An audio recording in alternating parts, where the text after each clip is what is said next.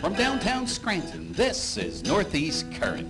WQPX invites you to join us as we explore public affairs, current events, and arts and culture in northeastern and central Pennsylvania.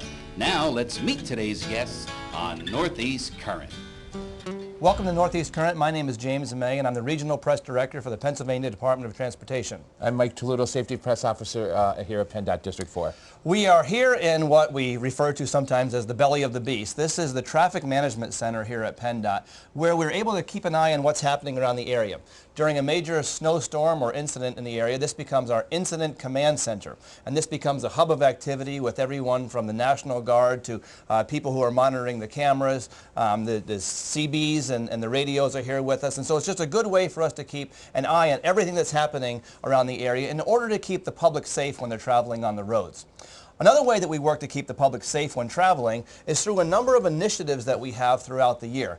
Mike, tell us about what some of those initiatives are, and then right now we're in the midst of a very exciting one as well. Okay, throughout the year we have Safety Law Awareness Week, we have Work Zone Safety Week, we have a Car Seat Check Week in September, we have Motorcycle Safety Week. So there's different things coming up that we go out there and spread the message to the public. And with each one of those, it's an opportunity for us to take a week and work with various media, to work with schools I know we go into, and try to get out and really to emphasize a specific message and really get the public to understand what that message is. Now, this week we're in the midst of what? Safety Law Awareness Traffic Safety Law Awareness Week. Okay. And tell us about that. What is Traffic Safety Law Awareness Week? Well, we're out this week trying to tell the public about different laws that affect them that they may not be aware of. You know, there's a lot of these laws that we know maybe with some of them that they're good courtesies, but we may not realize that they're actually laws. And there are laws on the books for many of the things regarding driving. Most of us know about traffic signals, and we know about stop signs and stoplights. But some of the other ones we may know, like, did you know it's an actual law that when you come up to an emergency vehicle, you must get into a different lane if you're able to do so? So it's those type of things that I know that we're trying to help the public to understand. Absolutely. So what we're going to do is, in just a second, we're going to come back and we're going to talk with Trooper Devens.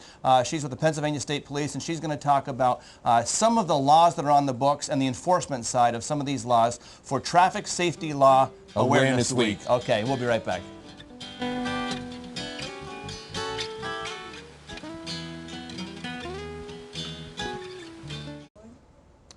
Welcome back to Northeast Current. We're here with Trooper Connie Devens, who is the Public Information Officer with the Pennsylvania State Police here out of Dunmore, Troop R, I believe it is. Can you talk to us a little bit about some of these laws? I know I referenced before about the Steer Clear law.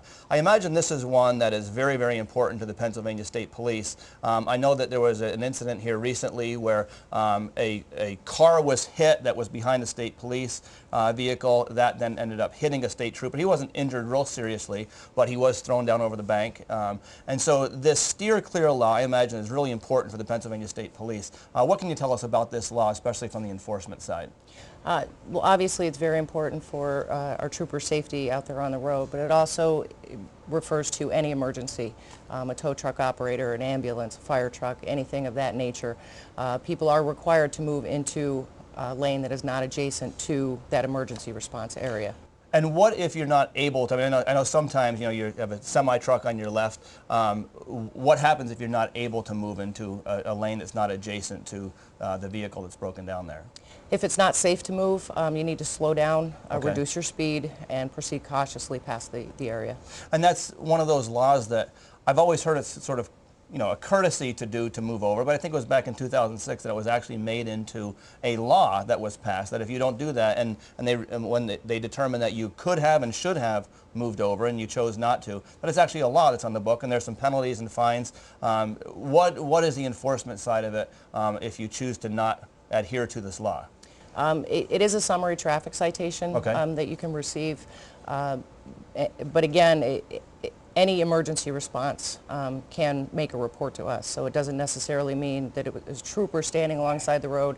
An ambulance driver can make a complaint, and we can file charges on that as well. They'll receive a fine and go through the court system. And this is one of those laws that, you know, you look and you say, oh, you should be moving over, one, because it is the law, but it's also a courtesy, but it also, you know, when you don't do that, you put lives in jeopardy, whether it's the PennDot, state police, ambulance, you're putting lives in jeopardy when you're not adhering to this law.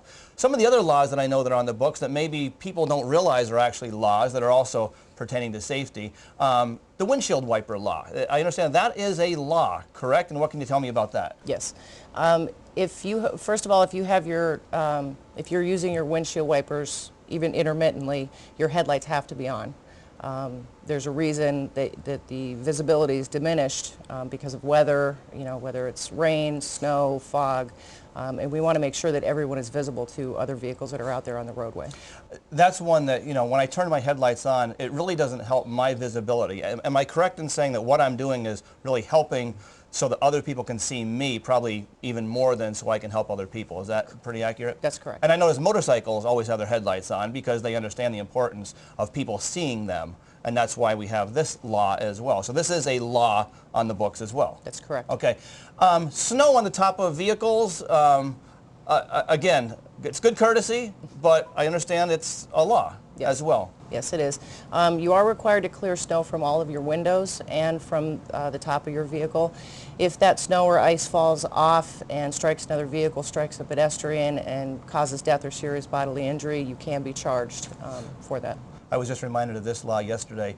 Mike and I were heading down to Hazleton area, and a huge chunk of ice flew off a vehicle, and I was reminded, matter of fact, we were going to do a story on this law, and was reminded of the importance of this type of thing, because, you know, when that's coming at you, you really have to maintain your composure that you don't swerve, and that could cause an accident, or if it's a big chunk of ice that comes through your windshield, obviously it could do quite a bit of damage, and you could end up in a hospital or killed. That's correct. So there's a number of laws that obviously are on the books. These are all, the other ones, the snow and the windshield wiper, those are both citations. What's the enforcement penalty side on those as well? They are summary citations, and the person will receive a fine set by the magistrate. You know, we talk about these various laws, and we talk about the impact that they have from, you know, possibly a fine or jail time or whatever. After the break, we're going to talk with someone who these type of laws and other laws, like the texting and driving, I know that's one that you guys are very heavily involved in. It's become a very personal issue because someone not adhering to these laws has had a very direct impact on her life. When we come back after the break, we're going to talk with Eileen Miller, who has become a traffic safety advocate, and we're going to talk about why it is that she has taken on that role now.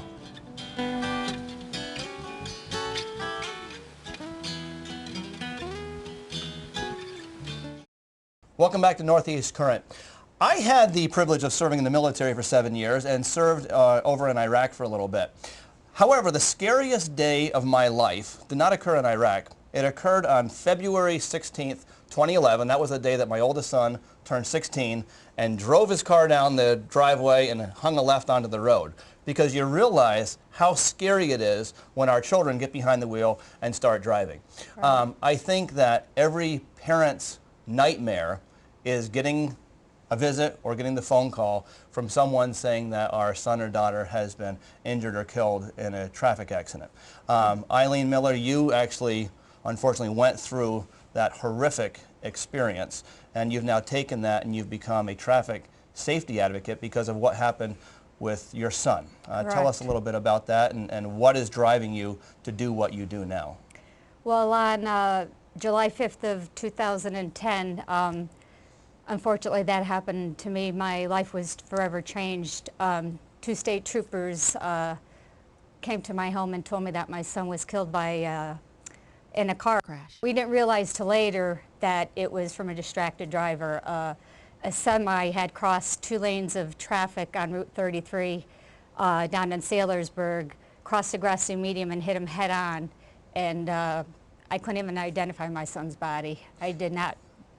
I just couldn't, and my life was dramatically changed.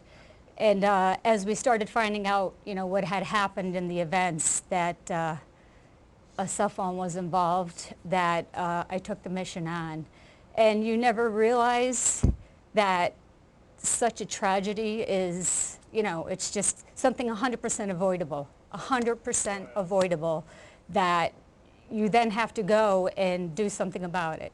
I then decided from then on my life would be forever changed, that I was going to make a mission to save other people's lives by his death. And that's what I've done. And I know that this has become something that you're very passionate about, and I see that you have Paul's Wear picture. it every day. Picture Wear on. it every day. And I then decided I got involved with the Safe 80 Task Force down in Monroe County where Paul got killed.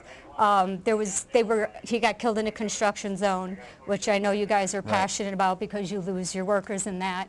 And he was going 65 in a 45-mile construction zone. Not your son. No, the other tractor-trailer trailer. driver. You know, you don't realize at the time what it is because they have to do an investigation and find out. And there was witnesses who saw him, you know, lane switching. He was back and forth off the road, and he jackknifed, tried to overcorrect, hit my son. He never even knew he hit my son. He had no idea that he hit my son. So, you know, as time goes on, you start to realize, but I took a very negative thing, turned it into something positive. I advocate locally, nationally. I'm with a bunch of other parents who have lost their child. I'm also with people that have actually been the texter who they have killed other people. Oh, wow. And I didn't know that you did that. Yeah. Wow. And I've met several people. I've met an incredible man named Reggie Shaw who actually had killed 2 other people because he was texting. And I've met some really amazing people who they didn't realize. Nobody gets in the vehicle that day and gets on their cell phone and either is calling people or texting and think they're going to kill somebody. Right. They all think, you know, they're incredible people. You know, they're multitaskers. They're like high school graduates. They're doctors. They're everybody. And they all think they can multitask behind that wheel. Nobody, and I mean nobody, can get in a car and call or text somebody and get out alive. At some point, you're going to kill somebody. They all think they can multitask, and they can't. Your mind, when you get behind that wheel of a vehicle, is to drive that vehicle and get to the other end safely. You cannot, and I've been to, in the University of Utah, where I met all these doctors who that's what they do. I've been in simulators where they do it. I've been there where they can do it. They actually have the headsets, the brain things, and you cannot do it, James. You just cannot do it. Everybody thinks they can do it. No matter how talented you are, at some point you are going to lose your life or you're going to kill somebody else. It's just impossible to do. Your brain can only do one task at one time. That's why when you're a pilot, there's a co-pilot. Somebody flies it, the other one does all the instruments.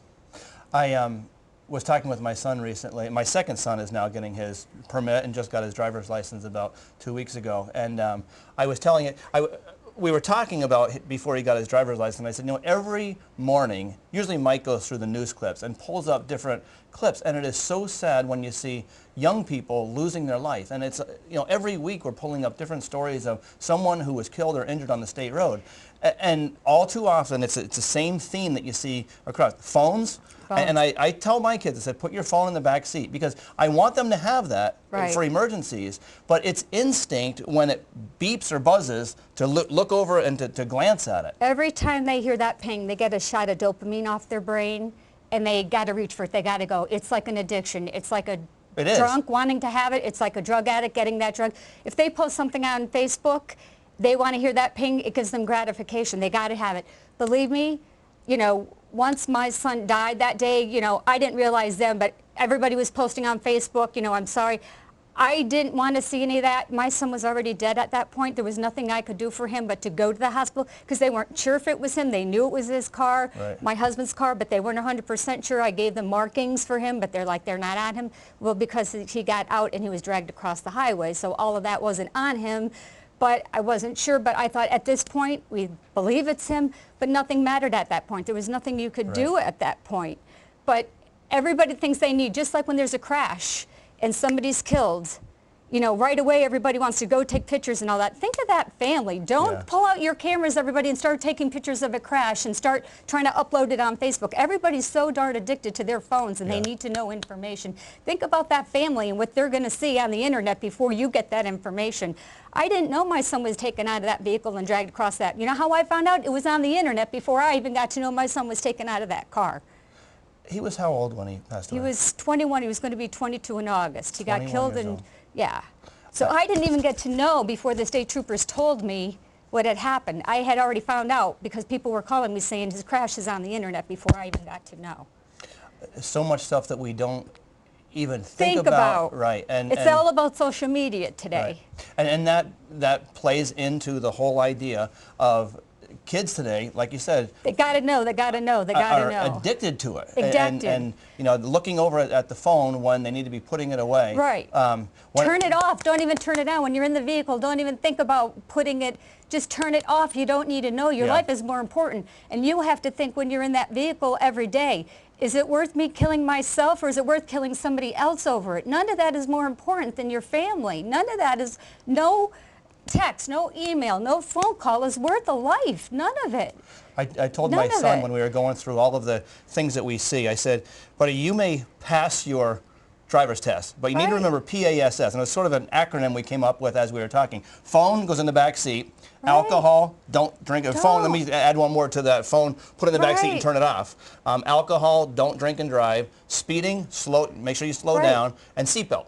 Make sure you're wearing your seatbelt. Those 4 things, and I think if we can get young people to remember before you pass your test, or even once you pass your permit or your driver's test, if you can remember PASS, phone goes off, alcohol, no drinking and driving, no speeding, and wear your seatbelt. Those 4 things, we would tremendously cut down on the number of crashes and deaths that we're seeing. 100%. And you know, when we were talking with Trooper Devens, that's an important aspect of it. And when you can feel it in the pocketbook, that's good. But when I talk with you, every time I'm with you and talk with you, I think I cannot imagine being in your position or your husband's position. I can't even begin. And speaking of my husband, and this is just an afterthought, after this had happened, not even 2 years later, my husband was diagnosed with Lou Gehrig's disease and they really believe the stress was a factor of it. So now it's the after effects. It's not, I didn't get hit once, I got hit twice. Yeah. So he's taking my whole family away. But I know that day he didn't set out and say, oh, I want to kill somebody, but it's your actions. It's your actions behind the wheel. You know, it's, and this is why we fight this, you know what I mean? I don't want this to happen to one other family, but like I said, it's a continuing process. I want to spread the word. I want everybody to know, don't do it. Turn the phones off. And today, car manufacturers are putting it right on the dashboard, you know, the car. Just turn it all off, everybody. It's not worth it. I'm telling you, you don't want to live my life. You don't want to live it. You know, turn it all off. There's nothing worth it. And the statistics show that right now, 50% of people that get behind the wheel, 50% of their time is not even focused on driving. It's doing everything else behind the wheel. 50%. So that means they're playing with their radio, they're playing with their cell phone, they're eating, they're not paying attention to driving. It's a privilege, you know. It's so sad because it's so, you know, your job is to drive, put your eyes on the road, the hands on the wheel, and your mind at task, which is strictly just driving that vehicle. Just do it. If there is anybody out there who even thinks about getting behind the wheel and doing anything other than focusing on the task at hand, having your mind where it's supposed to be, your eyes where they need to be, your hands where they need to be, I'm begging you. think of Eileen, because you know you're a mom who has gone through the absolute unthinkable nightmare of the impact of somebody not obeying traffic laws. And with this being traffic safety law awareness, I'm begging you just to get in your vehicles and to do it safely. Just put your mind on driving. Your eyes on the road, their hands on the wheel, and your mind at task. I'm begging you. You don't want to walk in my shoes, and you don't want to lose your child. And when you're on the road, and when you're out there driving your vehicles, people, I'm just asking you to do that. You know, just think of, do I want to kill myself, or do I want to kill somebody else? It's that simple. Please, I'm asking you to do that. Do it in memory of my child. I can't imagine what you're going through, and I can't imagine the strength that it takes to come and to take, as you said, a negative thing and turn it into a positive thing. It is Traffic Safety Law Awareness Week. It is a week that we're emphasizing these laws at PennDot. It's important for the law aspect of it, but it's also important just to make sure that we're safe on the road. And so on behalf of PennDot, Eileen, Trooper Devens, Mike Toludo, the safety press officer here, we want to thank you for joining us and just ask you to please be safe when you're out there on the roads. Please be safe. God bless.